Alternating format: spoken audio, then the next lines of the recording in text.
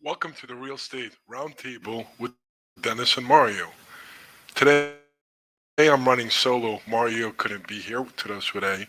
And as you're watching this video or you're watching it on Facebook, thank you for watching it. Someone here or here who can share it. We love to continue growing. We have done now a handful of videos. We're being very consistent every Sunday, making sure that we put out interesting content and making sure we are answering questions as part of the content that we put out.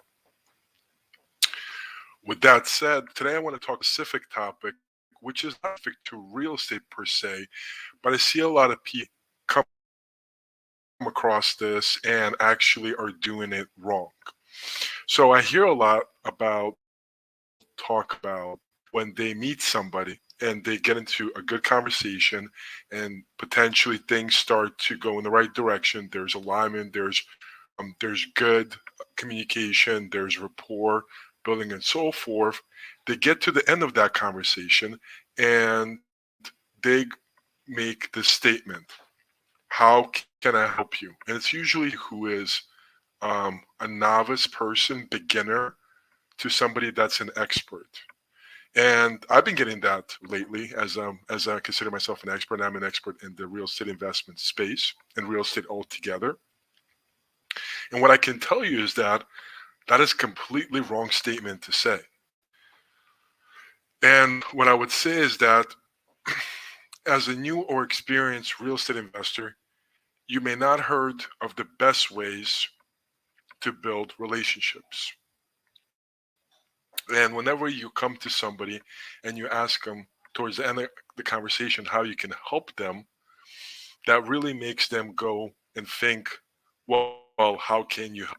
And a lot of times it's unfortunate, but they sort of think that you potentially do not know what value you bring to them, what opportunities you bring to them, and what information you bring to them.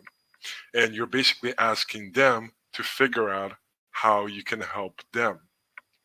And a lot of times that would actually turn off somebody that's an experienced investor because they actually get different approaches from savvy investors all day long. And what that is that it actually is focused more on building relationships and not asking how you can help them, but what can you do as part of that conversation that you had? How can you give them additional opportunity, additional direction, even if as a newbie? And you gotta remember, these are busy people. They have their own businesses, their and their own goals to achieve.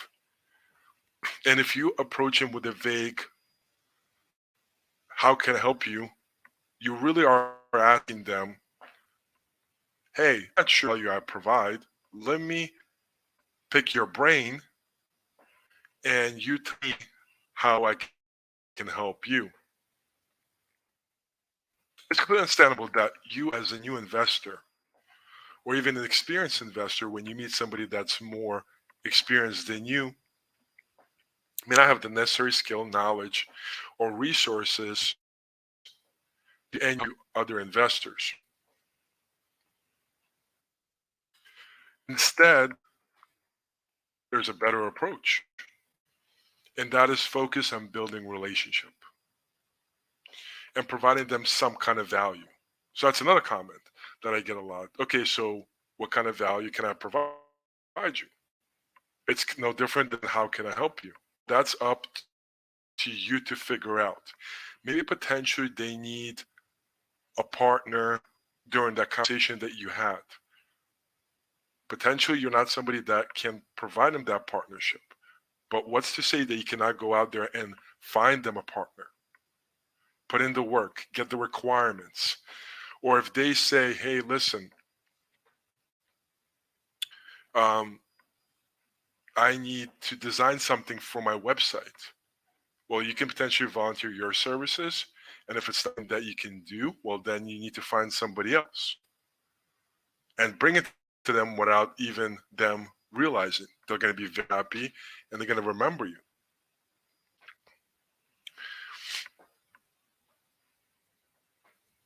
So you want to be as specific as possible. Another example would be if you have experience in marketing, but maybe not to the level of the savvy investor empire or even the work that they're doing, you could still offer them to do some kind of marketing project for them. Maybe you have a large network of friends and family. They can introduce them. And potentially, now we're talking about real estate investors, potentially you have a deal that you can bring them and they might actually purchase it. They might partner up with you. They might actually sign it and get you a fee.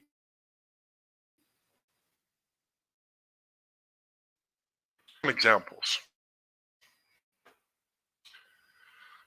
that you're a new investor who approaches an experienced investor and asks them, how can I help you? The experienced investor may perceive you as someone who doesn't know what they're doing and may be hesitant to work with you. Alternatively, imagine that you approach an investor with a vague offer to help, such as, let me know if you need anything. There's really no specific. What's anything?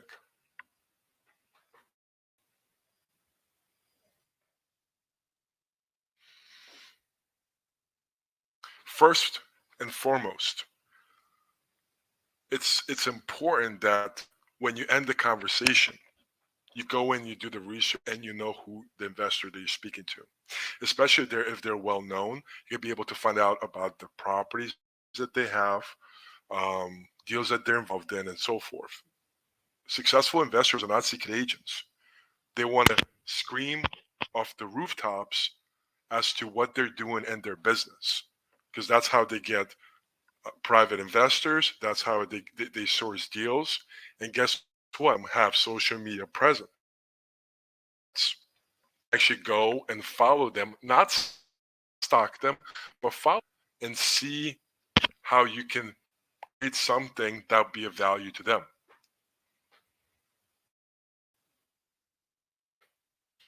A lot of them have websites, if not all of them. Go check out their websites and see what they post on there. And potentially, once again, see if there's something that you can help them out and improve. Even if it's something, just reach out and say, hey, I see you post this article on your website, or maybe how your picture comes in. This is my recommendation as to how you can change things.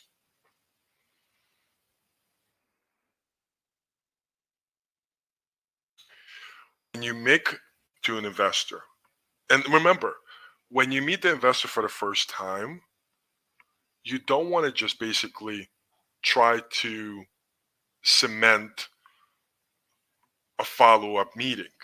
I find that to actually be wrong. What you want to do is you want to collect enough information that you can follow up and provide some kind of. So when you make your offer as a follow-up, be specific and show that you've done your homework. An example would be, let's say you find out that this investor invests in a specific kind of town, and you find out what kind of class of investment that they love to get involved in or build in their portfolio, whether it's multifamily, singles, mobile home parks, storage units, land, etc. What you can do when you're reaching out to them, and you could say, I've identified 5 potential properties in your target area that meet your investment criteria. Would you be interested for me to send them over to you and see if we can potentially JV a partner up on it?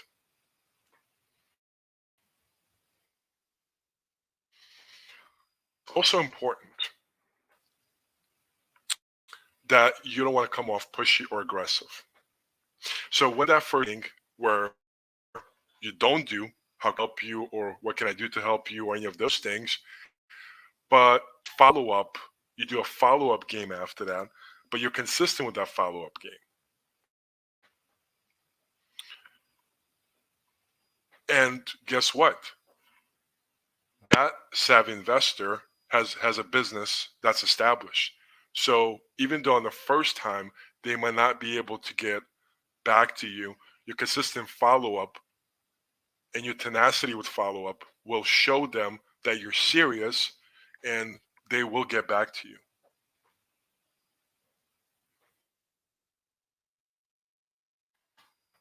So if an investor didn't get back to you on the first time that you followed up, second time, third time, just keep following up until they do, because they will. It's no different than if you're an investor for off markets, you got to follow up with the sellers. This is no different.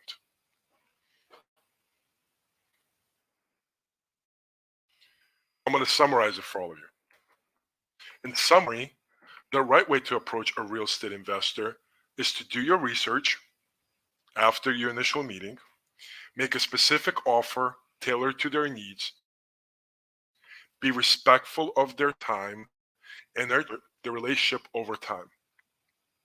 By following these principles, you can build strong relationships with real estate investors and create opportunities for yourself in the industry. How amazing is that? So think about it. Is this better than how can I help? Of course it is. But what it does require, it requires work. It requires persistent follow-up. It requires research. And it requires potentially using your skills, somebody else that has skills that's comparable to who you're trying to assist. So how is that any different than being a real estate investor and finding off-market properties, whether you're in the wholesale business, whether you're going to agents and you're looking for pocket listings? No different. So in the end, real estate and talking to investors is no different than talking to potential sellers. No different than talking to potential new cash buyers, if that's who you work with, or potential new partners. It's all similar concept.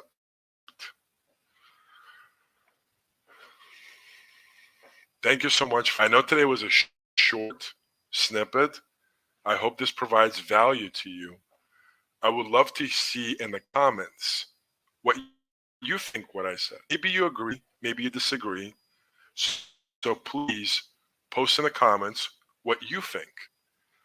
And also post in the comments if you want a specific topic for us to talk about next time, because we're doing this for you.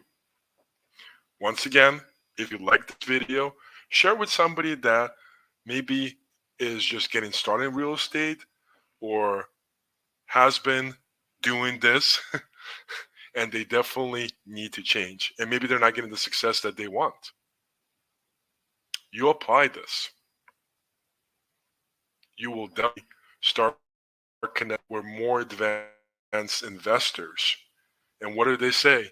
If you surround yourself around the people that you want to get to, you'll get success eventually as well.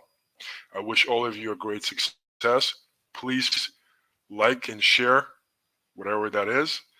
And I'll see you next time, next week, with Mario on another podcast with Real Estate Roundtable with Dennis and Mario.